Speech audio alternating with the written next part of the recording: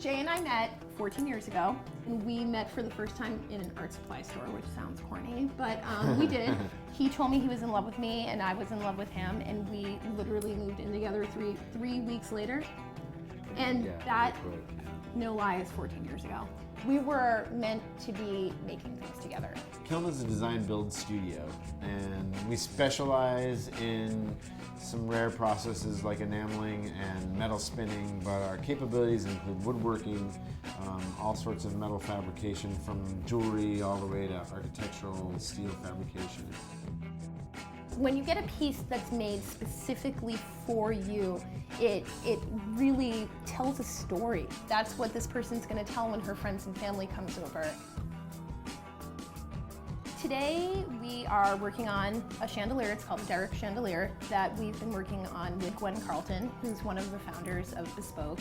Gwen made a big connection with the sculpture that we were working on. It's a table mobile, and she came to us with this idea that it would make an amazing chandelier. We had often talked about doing it as a larger, like a yard sculpture, so we had already imagined it on a larger scale. The chandelier that we do is enamel on copper for the decorative element, and then the main structure is all brass tubing that's cut and threaded and soldered into the shapes.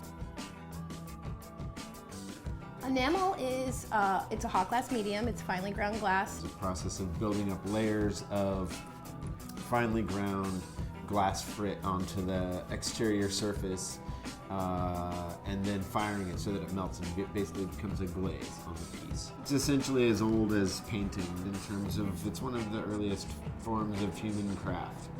Truly.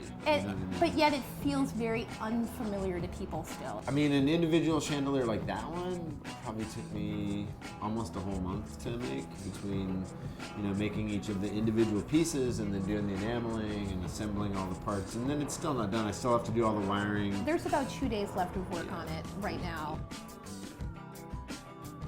I really feel like where we are right now in 2013 with craft is design.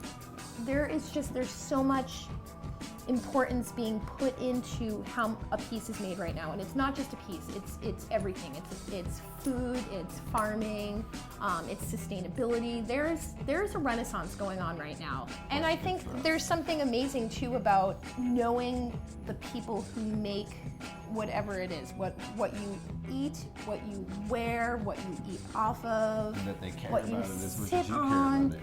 Yeah. I love that part about craft and design right now.